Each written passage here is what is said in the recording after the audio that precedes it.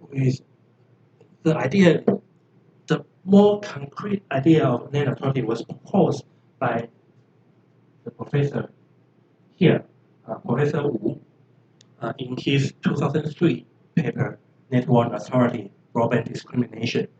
He described the idea of net neutrality, and of course, he proposed that, well, he proposed net neutrality, and of course, he okay, net neutrality. He fully supports net neutrality.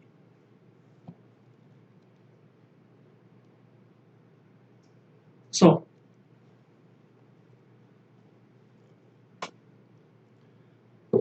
last time we also discussed why net neutrality suddenly, not sudden, like appeared during that time or in the United States. Okay, so we are going to talk about the time and the place of where the idea of net neutrality took place. So the time was during early and the middle of 2000, year 2000. It was the time that the idea or the development of broadband just began. So at that time, people we already have the idea of broadband, but actually at that time, the so-called broadband was not very broad.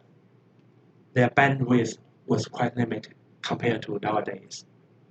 But at that time also, it was the time that several big internet content providers, such as like a video content provider, like a YouTube, like a Amazon, like eBay or something. So, well, especially like something like a YouTube.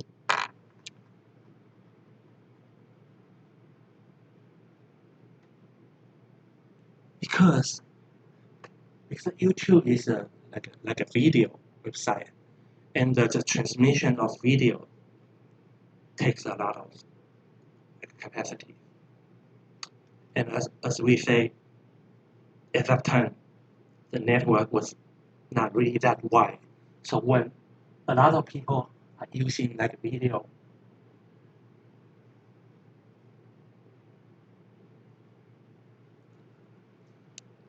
when a lot of people are using the services provided by internet content providers, especially those provide video services, the internet at that time got jammed very easily. And another thing to consider is about where the idea of net neutrality appeared. It was in the United States, not Europe, not somewhere else. It was because, well, at that time, the United States was the largest, the strongest country in almost every aspect, and especially in technology. And so there are many large technology companies, like something like YouTube, like a Google, like Amazon. Okay, all of them were established in the United States, and that in early 2000s, that was the time they were becoming very big.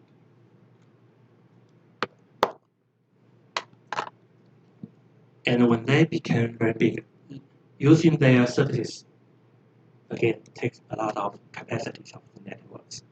So those big internet content providers, they are very concerned about this issue.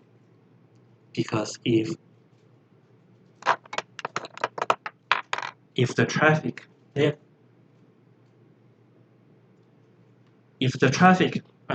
using their service will be blocked or be limited by the telcos, their service their customer will complain to them, right?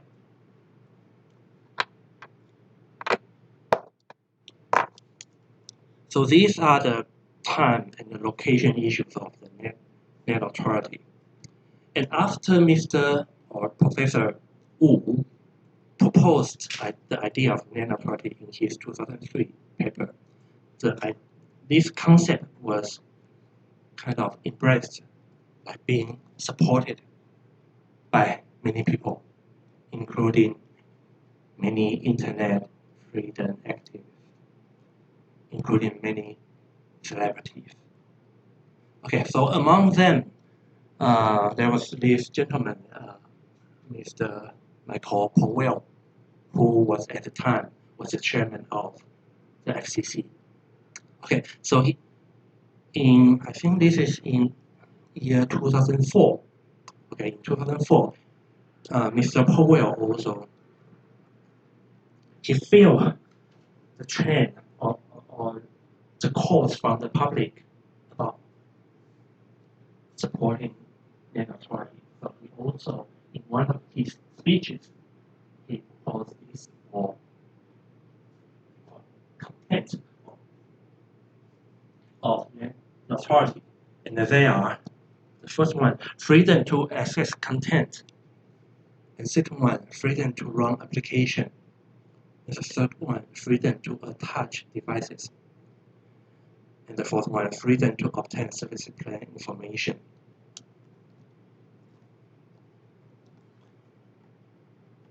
So the first three, well, we can understand this just the typical explanation of net authority. But how about the fourth one? The fourth one is to, well, service plan is like the package provided by the telcos, by the telecom carriers. And in Mr. Powell's idea, the freedom to acquire this service plan information is also included in the idea of net authority, because only by knowing the information about such service plan, the citizens will be able to know what they are paying for and how the service they are purchasing may be arranged or controlled by the telcos. So this is the four contents proposed by Mr. Powell in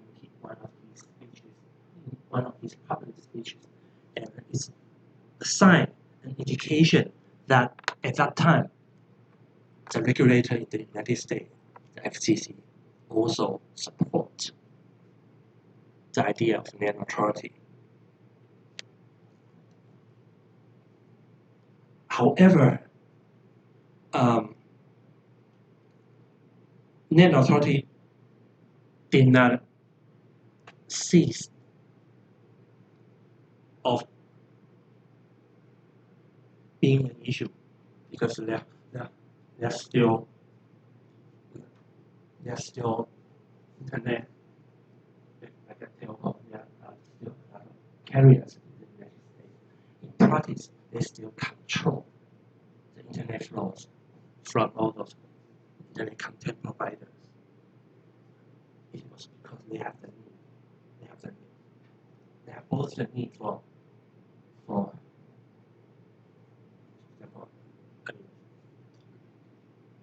several reasons.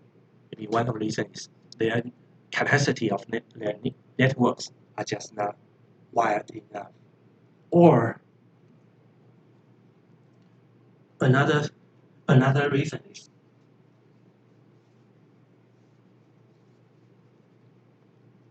if at that time it was the time that telcos in the United States, including cable carriers, who they start to offer or provide like triple play services. In other words, those telcos, those cable carriers, they also provide content services.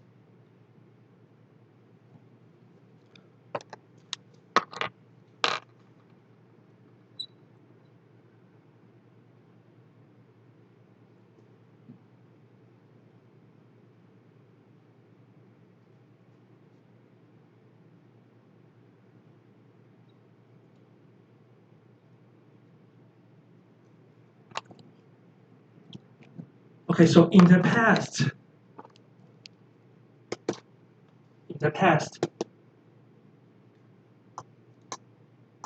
when the internet content provider were using the networks from the internet backbone providers to transmit their internet content,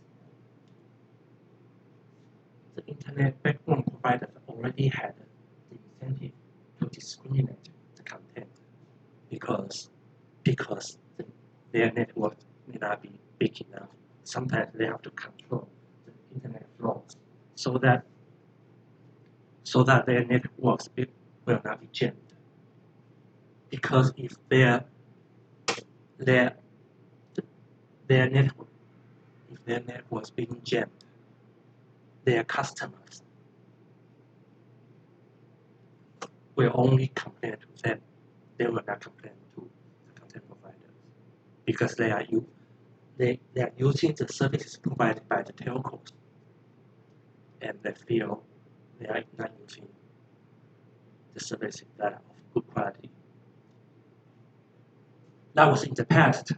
And then at that time, those telcos, they were beginning to provide their own content.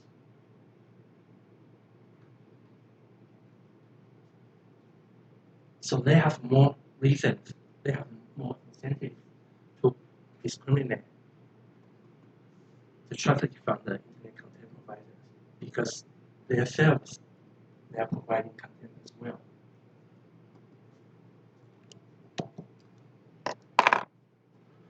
So even after the FCC expressed their support for the idea of net neutrality, in practice, there are still many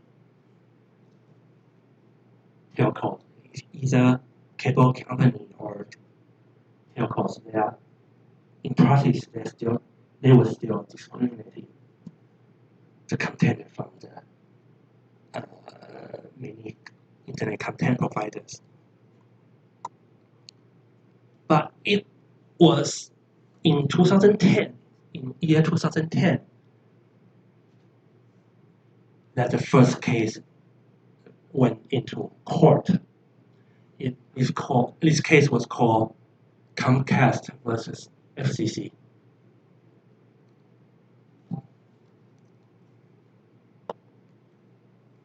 So this case actually started in 2007, but was decided in 2010.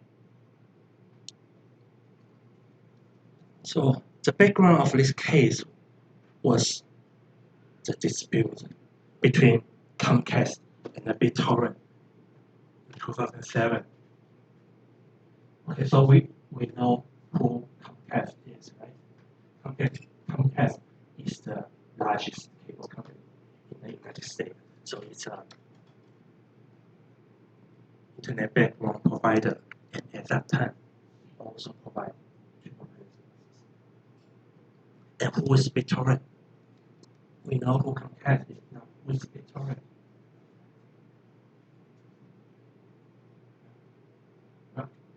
You know? Yeah. Maybe